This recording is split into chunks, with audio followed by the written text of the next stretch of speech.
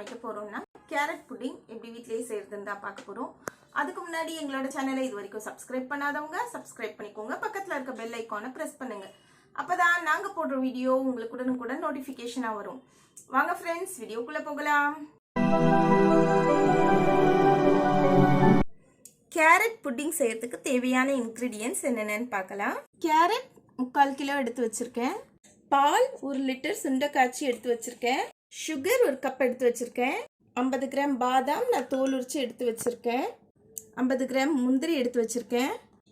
20 gram அளவுக்கு பால் powder எடுத்து வச்சிருக்கேன். நெய் 2 ஸ்பூன் அளவுக்கு எடுத்து வச்சிருக்கேன். சைனா கிராஸை பவுடர் பண்ணி எடுத்து வச்சிருக்கேன். ஸ்டவ் ஆன் பண்ணிட்டு நான் காய்ச்சி எடுத்து வச்சிருக்கிற பாலை இதில் ஆடையோடு எடுத்துக்கிறேன். கட் பண்ணி எடுத்து வச்ச கேரட்டை இதில் ஆட் பண்ணிக்கிறேன்.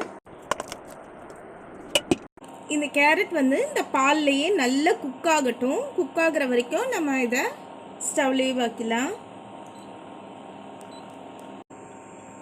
இதில் எடுத்து வச்ச பாதாம்ஸ் ஆட் பண்ணிக்கிறேன். எடுத்து வச்ச முந்திரி ஆட் பண்ணிக்கிறேன். இதுவும் இதோட சேர்ந்து நல்லா குக் ஆகட்டும். கேரட்டோட நம்ம இதை பேஸ்ட் பண்ணி எடுத்துக்க போகிறோம். அதனால கேரட்டோட சேர்ந்து குக் ஆகட்டும். பாருங்க, நம்ம கேரட்லாம் நல்லா குக் ஆயிடுச்சு.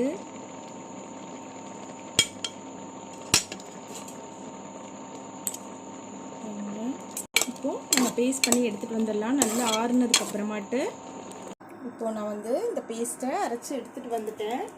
இதில் 2 ஸ்பூன் அளவுக்கு நான் நெய் ஆட் பண்ணிக்கிறேன். 1 கிளாஸ் பால் மட்டும் நான் எடுத்து வச்சுருந்தேன், அதை இதில் ஆட் பண்ணிக்கிறேன். இதில் நான் எடுத்து வச்ச அந்த பேஸ்ட் ஆட் பண்ணிக்கிறேன். பாருங்க, இதை நல்லா மிக்ஸ் பண்ணிக்கிறேன். பவுடர் பண்ணி வச்ச சைனா கிராஸை இதில் ஆட் பண்ணிப்போம். நம்ம இதில் எடுத்து வச்ச கீ 2 ஸ்பூன் ஆட் பண்ணிப்போம்.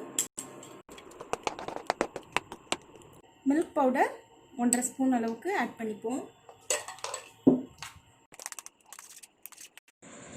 தேவையான அளவு சுகர் ஆட் பண்ணிக்கலாம்.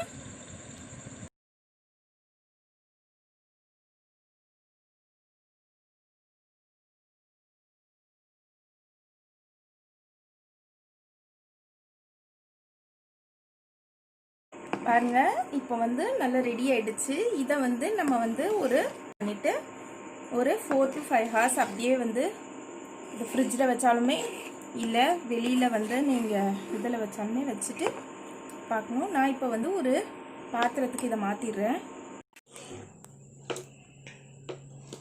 நான் இதை தனித்தனி கப்பில் இப்போ வைக்க போகிறேன்.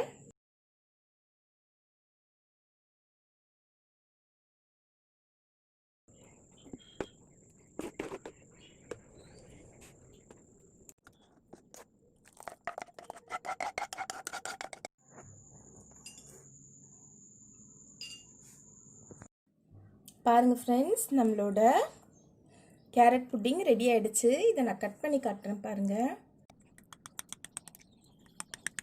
இது நம்ம என்ன ஷேப்க்கு தேவையோ அந்த ஷேப்க்கு கட் பண்ணி எடுத்துக்கலாம்.